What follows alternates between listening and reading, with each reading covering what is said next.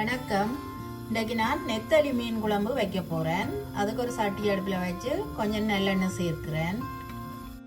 எண்ணெய் சூடாயிட்டுது. கடுகு சேர்ப்போம், பெருஞ்சீரகம், வெந்தயம் சேர்ப்போம், அதோட சின்ன சீரகம், கருவேப்பிலை கொஞ்சம் சேர்ப்போம்.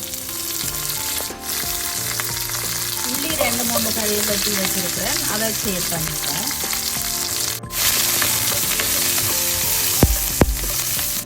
சேர்த்துட்டு வெங்காயம் சேர்ப்போம்.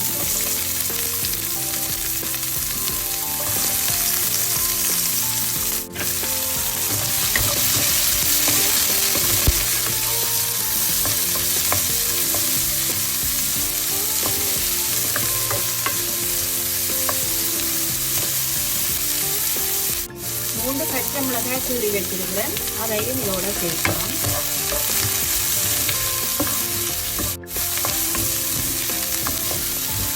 நெத்தலி மீன் குழம்பு வைக்கணும்னா அவ்வளவு டேஸ்டாக இருக்கும். ஆனால் முதலே நாங்கள் நெத்தலி மீனை சேர்க்கக்கூடாது, கரைஞ்சிடும்.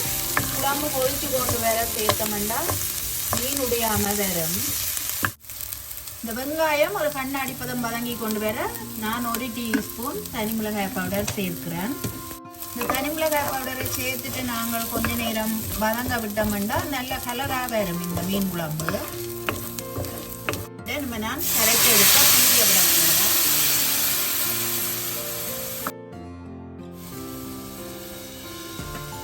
இந்த குழம்பு கிழமான உப்பை சேர்க்கிறேன், காணாட்டி பிறகு காத்து போடுவோம்.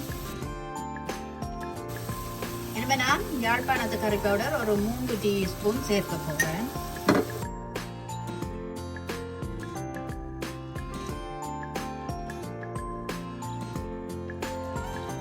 தூளை சேர்த்துட்டு நான் தக்காளியும் கொஞ்சம் மிளகும் உள்ளியும் சேர்த்து அடிச்செடுத்து நான் அதையும் இதோட சேர்க்கிறேன்.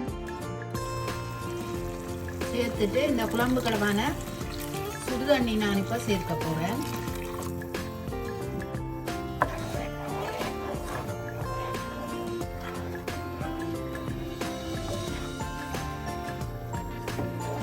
எல்லாத்தையும் நல்லா கலந்து விடுவேன். இதோட நான் ஒரு பாதி மாங்காய் எடுத்து சின்ன சின்ன வெட்டி வச்சேனா அதையும் இதோட சேர்க்கிறேன். மூடி விடுவோம். இது கொஞ்ச நேரம் கொதிக்கட்டும்.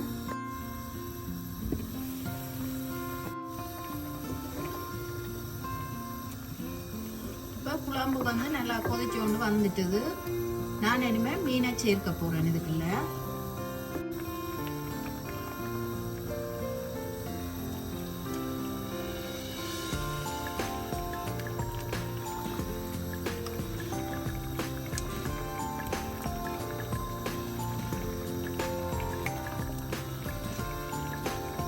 நெத்தலி மீனை சேர்த்துட்டு குழம்போடு எல்லாம் சேர்ற மாதிரி கலந்து விடுவோம். ஏனெண்டா பிறகு இந்த அகப்பை வைக்க கூடாது. நெத்தலி மீன் டப்பண்டு அவிஞ்சிடும், மற்றது கரைஞ்சிடும், மீன் உடைஞ்சு போடும். அப்ப இப்பவே கலந்து விட்டுட்டு அடுப்பை குறைச்சு மூடி கொஞ்ச நேரம் கொதிக்க விடுவோம். இப்ப மீனை போட்டு ஒரு 2 நிமிஷத்தால உப்பு பார்ப்போம். உப்பு புளி காணுமோன்னு பார்ப்போம். காணுமா தான் இருக்கும், ஏன்னா மாங்காயம் சேர்த்த நாடி புளி காணுமா இருக்கும். உப்பை பார்ப்போம். புளி காணும், உப்பு கொஞ்சம் காணாது. உப்பு கொஞ்சம் சேர்த்துட்டு கொஞ்சம் கருவேப்பிலையும் சேர்த்துட்டு நான் இப்படியே எடுத்து கலக்கி விட போறேன், கரண்டி வைக்காம. இப்ப மீனை பார்த்தாலே தெரியும் நல்லா அவிஞ்சிட்டுது. நான் இனிமே அடுப்பை நல்லா குறைச்சு ஒரு 2 நிமிஷம் இப்படியே விட்டுட்டு ரக்கி எடுக்க போறேன். இந்த குழம்ப பார்த்தாலே தெரியும், இந்த தக்காளி உள்ளி அதெல்லாம் மறைச்சு விட்ட நாடி நல்லா திக்கா இருக்கு. இப்ப மாங்காய் போட்டு வச்ச நெத்தலி மீன் குழம்பு ரெடி ஆயிட்டுது.